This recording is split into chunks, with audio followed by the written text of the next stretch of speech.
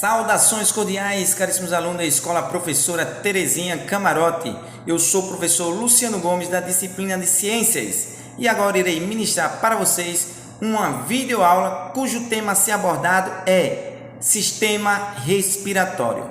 Muito bem, inicialmente eu trago para vocês no plano de aula, nível de ensino, trata-se do ensino fundamental, anos finais. Quanto ao ano escolar, oitavo ano escolar, com relação ao componente curricular, trata-se das ciências, eixo estruturador, corpo humano e saúde, modalidade de ensino, aula remota ou ensino remoto.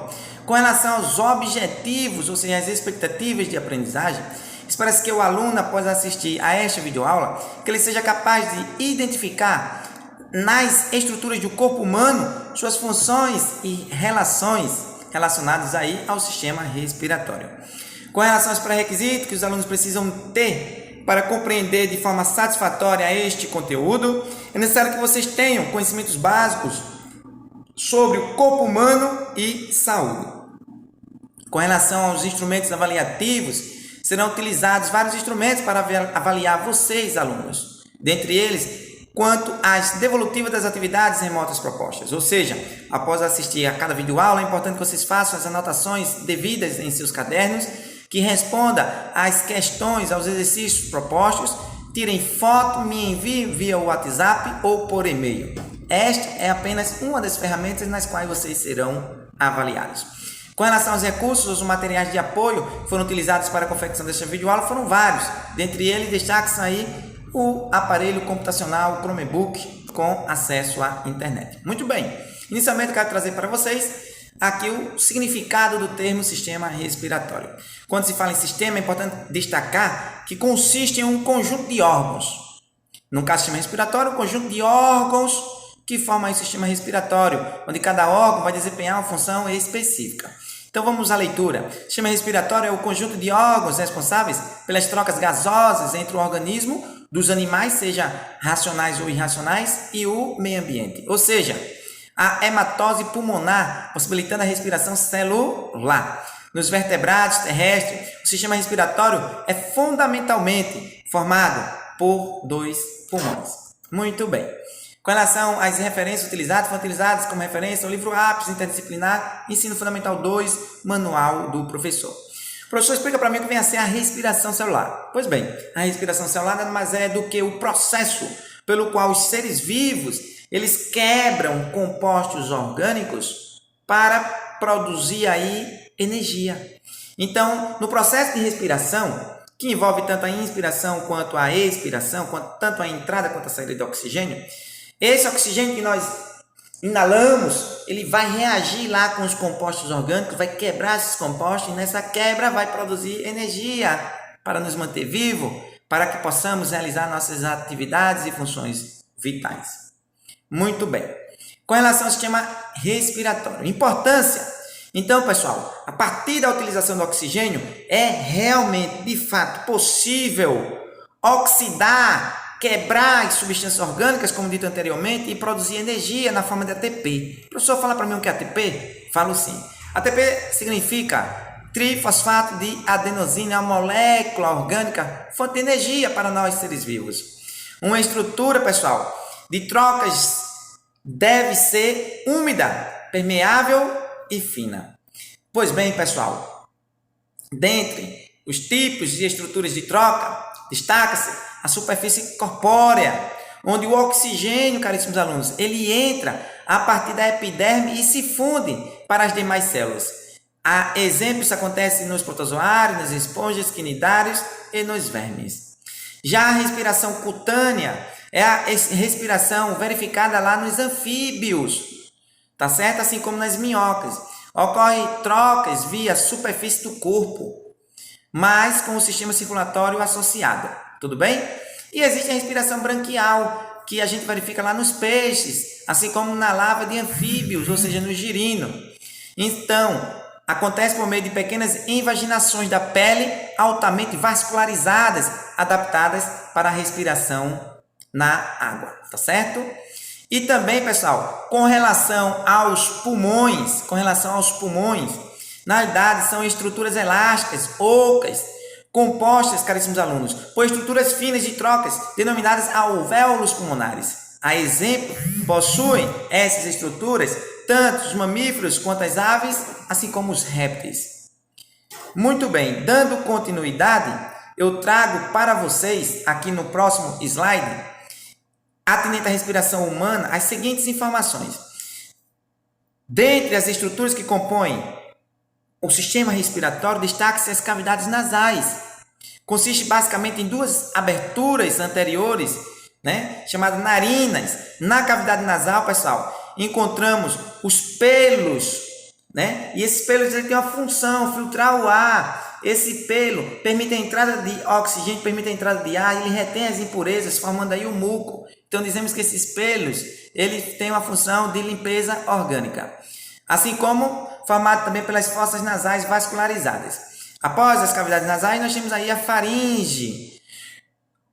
Na realidade, o que vem a ser a faringe, pessoal? A faringe nada mais é do que um conduto, um canal que se comunica, pessoal, com a boca, com as fossas nasais e com a laringe. A laringe consiste também em outro conduto cartilaginoso que tem como função, pessoal, grava bem isso, produzir sons e fechar a traqueia durante a deglutição, quando a gente engole o alimento, empurra o alimento para as próximas cavidades, tá certo? Chamado também de epiglote.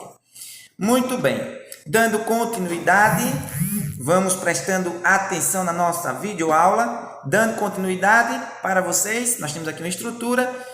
Vamos aqui falar um pouquinho sobre a traqueia, que também é outra parte que compõe o sistema respiratório, tá certo? Apresenta aí na respiração humana. A traqueia, pessoal, ela se ramifica para formar o que chamamos de brônquios. Pessoal, as traqueias apresentam paredes reforçadas por anéis de cartilagem para suportar a diferença de pressão. É importante destacar também, pessoal, que os brônquios, eles se encontram no interior dos pulmões e vão se ramificando até formar os chamados bronquíolos. Esses bronquíolos, eles terminam no formato de sacos bem menores, chamado de alvéolos pulmonares. Já os pulmões, pessoal, o direito tem 2 lobos bem desenvolvidos e o esquerdo tem apenas 2 lobos. Os pulmões, eles são elásticos e são revestidos pela chamada pleura. Também, pessoal, está presente aí, compondo, fazendo parte aí do sistema respiratório, auxiliando, chamamos o diafragma. O diafragma, pessoal, nada mais é do que um músculo membranoso que separa o tórax do abdômen e auxilia aí os nossos movimentos respiratórios. Temos aqui uma estrutura mostrando aqui toda a estrutura aqui do sistema respiratório, tá certo? Que vocês podem analisar com bastante atenção e clareza aí, com detalhe, a cartilagem da laringe, a traqueia, as cartilagens da traqueia, assim como aí a gente pode verificar a presença aí dos brônquios, tá certo? Pois bem, pessoal, é importante destacar que existe uma diferença entre inspiração e expiração no processo de respiração celular. A inspiração é a entrada de oxigênio e a expiração quando expulsamos o ar. Então, com relação à inspiração, pessoal, é importante destacar que os músculos da caixa torácica, eles puxam as costelas para cima e para fora. O diafragma, pessoal, ele se contrai e se achata, promovendo aí, pessoal, um aumento da caixa torácica, como consequente redução da pressão interna, forçando aí a entrada de ar. Já a expiração, quando nós colocamos o ar para fora, todos os músculos eles relaxam, voltando à posição inicial. A pressão interna da caixa torácica, pessoal, ela aumenta e o ar é expelido. Olha que fato interessante. Tá certo? Temos aqui nesse slide algumas ilustrações da traqueia, do pulmão. É importante vocês analisarem com calma. E com relação às trocas gasosas, pessoal, é importante destacar que a difusão, que o movimento aí do oxigênio e do dióxido de carbono, ou seja, do O2 e do CO2, entre os alvéolos pulmonares e capilares sanguíneos, ele se dá graças às diferenças de pressões parciais desses gases no nosso sangue, na nossa corrente sanguínea e nos alvéolos pulmonares. É importante também destacar, pessoal, que o ar que entra no nosso pulmão no processo de inspiração, ele contém basicamente 0,04% de dióxido de carbono, 20,94% de oxigênio e 79,02% de nitrogênio. É importante destacar, pessoal, que ao sair do pulmão, Este ar, ele contém 16,5% de oxigênio, assim como 4,48% de dióxido de carbono e 79,02% de nitrogênio. Tá certo, pessoal? Dando continuidade, eu vou deixar aqui para vocês uma atividade de ciências sobre o sistema respiratório, no qual vocês irão anotar no caderno de vocês, irão tirar foto e me enviar respondido, seja via WhatsApp ou por e-mail. Ou eu também estarei disponibilizando para vocês um link para que vocês possam também estar postando e pegando os materiais que eu disponibilizo no Google Sala de Aula. Então, sobre o sistema respiratório, você vai marcar verdadeiro ou falso, vai analisar esses 4 testes, essas 4 afirmações e marcar se é verdadeiro ou falso. Tenho aqui também outra questão, a segunda questão, que vocês irão ler o enunciado e em seguida irão responder e também me enviar. A todos vocês, alunos da Escola Professora Terezinha Camarote, o meu muito obrigado pela atenção. Quero dizer para vocês que estou à disposição para esclarecer, para sanar as principais dúvidas que porventura venham surgir. A todos vocês, um forte abraço.